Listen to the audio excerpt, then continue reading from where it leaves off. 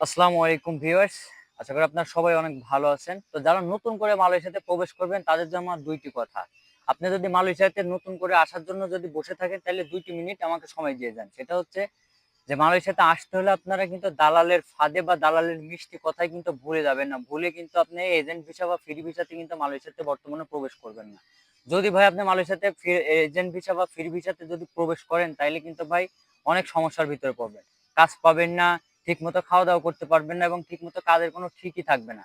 সেজন্য আমি আপনাদেরকে বলব মালয়েশিয়াতে আসতে হলে সঠিক কোম্পানি, বিশেষ করে কোম্পানির আন্ডারে আপনি মালয়েশিয়াতে প্রবেশ করবেন। তবে কিন্তু আপনি কিছু করতে পারবেন বা মালয়েশিয়াতে ঠিকভাবে কাজ-কাম করতে পারবেন। নয়তোবা কিন্তু মালয়েশিয়াতে কিন্তু কাজ করতে পারবেন না। তার কারণ হচ্ছে বর্তমানে মালয়েশিয়াতে কিন্তু কোনো কাজ নাই। যদি আপনি কোম্পানিতে আসেন বা কোম্পানির ভিসাতে যদি আসেন, তাইলেই কিন্তু আপনি মালয়েশিয়াতে কিন্তু সঠিকভাবে কাজ-কাম কিন্তু করতে পারবেন। নয়তোবা যদি আপনি দালালের মিষ্টি কথায় যদি বলে, দালাল আপনাকে মিষ্টি কথায় ভজায়ে যদি আপনি মালয়েশিয়াতে আসেন বা পাসপোর্ট যদি আপনার কাছে নেন, তাইলে কিন্তু ভাই চরম একটা কিন্তু সমস্যার ভিতরে পড়বেন।